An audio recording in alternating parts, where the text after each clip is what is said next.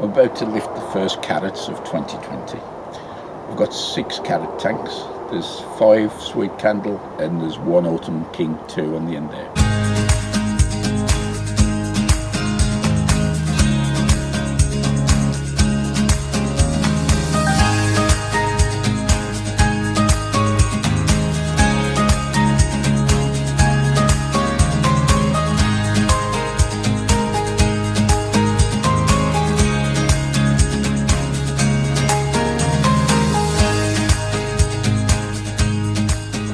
Not familiar with these tanks that I use, they're just common water storage tanks.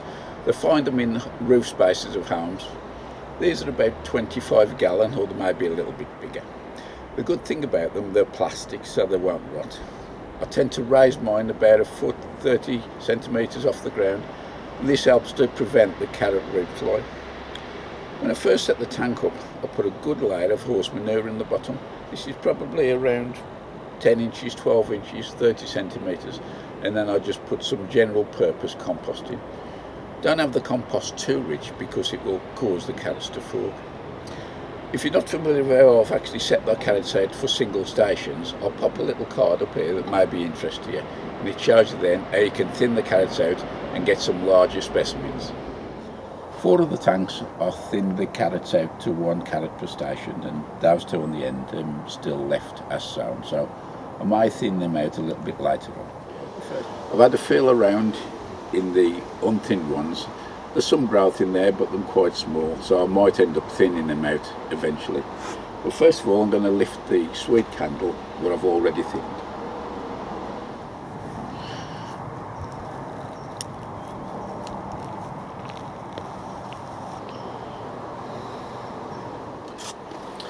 I've just lifted the 4 Sweet Candle and I'm happy with those.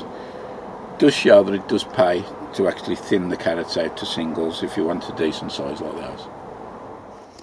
I have a couple of varieties of lettuce here that are more than ready for planting out. I think there's Lolo Rosso and there's Oak Leaf Smile. I'm struggling a bit for usable space, so in the beds where the onions, well, these leeks are, I've got half a bed here, so I'm going to pop them in there.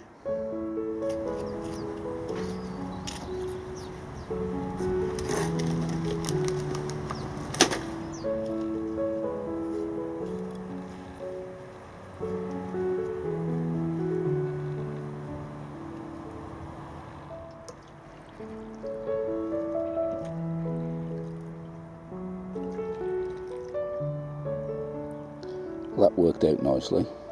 I've got 18 plants in, 3 rows, 6. When I water lettuce in, I tend to lift any leaves that get flattened onto the soil. I find it helps dry them out a bit quicker. Looking over there, the leeks need weeding at the top end of the bed there. And spin you around onto this side here.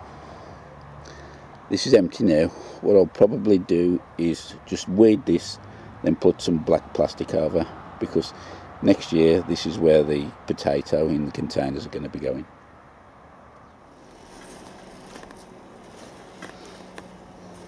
This is the final harvest of the beetroot out of the beds. This variety is called Choggia. I've had 2 crops off this, and it is a good beetroot. Well, these are not too big, but it's plenty good enough for what I want for this time of year. Still got some in the veggie pod, and that there is bolt-hardy, but I reckon that'll be another couple of months before we see anything of that. We're just in the greenhouse on the allotment now, and just want to show the cucumbers. These are coming to a quick end.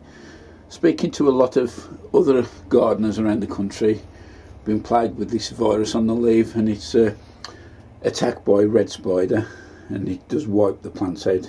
But say I can't complain about these. These have been the mini munch and have had a tremendous crop throughout the season. I will be clearing these out quite shortly, and the space generated I'll be using to bring in the container potatoes, the second cropping that I'll be growing for a Christmas harvest. These remaining cabbages are ready for lifting, and looks like something else has started to take a fancy to them. I would guess it's slugs. I think it was last year or the year before, Tony O'Neill from Simplified Gardening told me about just hanging the cabbage with the roots, because I don't like freezing cabbage. I don't think it freezes too good. So I hung them by the roots and they stored really well. Just removed a few outer leaves. I've unearthed all the cabbages now with the roots still on. I'll just remove some of the outer leaves. And what I've got here, I've got a container with saline solution. It's just water and common household salt. I've mixed it up. What I'll do first is give these a dunk in here, and that'll discourage any remaining slugs, snails, whatever they may be. Once it's had a good soaking, I've got some string here, made a loop. This will just fit round the root ball. I'll hang it in the shed, dark and cool, and hopefully it'll keep for a good few months. With the onset of autumn or the fall, these egremont russet now are just about right for picking. Just put your hand underneath, a gentle grasp and a little twist, it should come away nicely, just like that.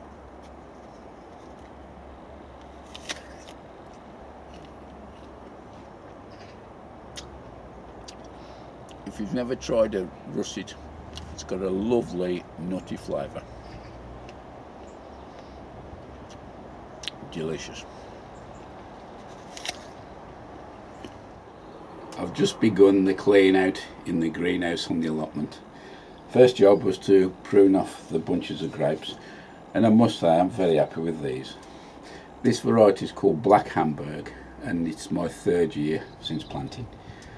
I must admit to being a bit wary early on in the season when I was told to thin the bunches out, and I really did thin them out quite a lot. And I thought it had destroyed the crop, but they've obviously benefited from it. Not as big as they could be, but there's plenty of bunches on there. I've had a little sneaky taste before I started filming, and they're beautiful. So that's the grapes done for this year. The next job is to remove the cucumbers with the red spider, and then I'm going to bring in the second cropping potatoes ready for Christmas. These Italian Super Mama tomatoes have just gone off their peak, so I'm going to fetch them off now. Really happy with these size, and the weight is amazing. It's just amazing, the weight of these. I'll get this beast off at the back here as well. I'll fetch the three off. That's a huge job there. And I've got some more here. So I'm just starting to do a little bit on the soft side, but not to worry. We'll make full use of these. This is the first batch of the Super Mama I've picked. I've got to say, these are the biggest tomatoes I've ever grown. That one in particular is huge, but nice shape on the others. I put the secateurs at the front to give you an idea of the actual scale. These are just going over. I'm going to try these as a taste test in a moment with a bit of cheese and see what they're like. Looks as though we're in for another glorious day today. So I'm going to take advantage of this weather and measure the sunflowers for the Sunflower Challenge 2020. Fortunately, the sunflowers did survive the high winds we had thanks to these guy lines. The 6 sunflowers here are planted in the potato bed, and just behind there's another couple in the asparagus bed. Not quite sure how I'm going to do this. It's a bit awkward to get to. Rather than cutting the flowers down, I'm going to try and measure them in situ for the time being.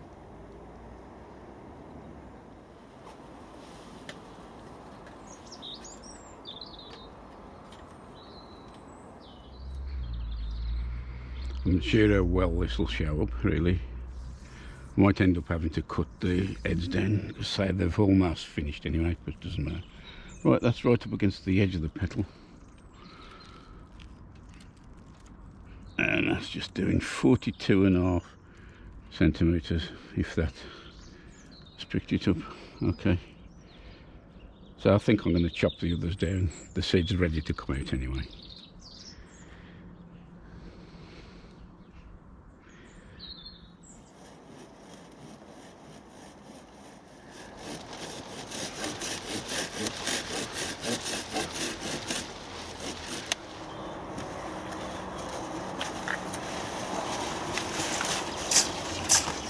a fair old bit of weight in this. I'm just going to take the others down, and then we'll start measuring.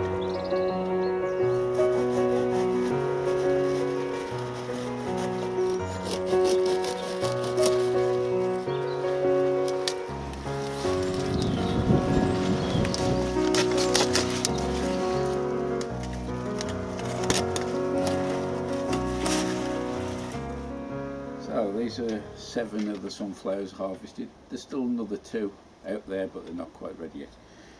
I don't think these are big as last year, but considering the weather, storms and whatever we've had, I'm happy with these. So I'm just going to get the tape measure now, run it across and see which is the best entry. Checking them quickly, these 2 are the biggest. I've just checked that one. It was the one I've actually filmed on the previous clip. This one looks slightly bigger, so I'm just going to check the measurements now. Put it right on the edge of the flower. If you come down here, down to there, and that's 46 centimetres from petal to petal. These sunflowers have been left to do their own thing. They are planted in some decent soil, and there's plenty of food in there to last them the whole year. If you're interested in growing sunflowers similar to these, there's a little card coming out the corner. Click on that to go to a video which explains in more detail the stages to get them to this size. I need a bit of help here, folks. This plant here, rambling away across the top of the strawberry cage, is an onion squash, and I was given the plant by another plot holder.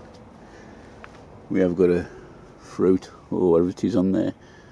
Anybody what's got experience of these and now you actually use them, are much appreciated. I'm really looking forward to hearing what you have to say about the onion squash. There's still plenty of jobs to do on the allotment here. I've got these tall sunflower stalks to get rid of, and also there's potatoes in the containers that we're going for Christmas. I'll be moving those into the greenhouse because the temperatures at night now are dropping. The camera will keep rolling in the meantime, so I'll join you in the next upload. Till then, all the best. Bye for now.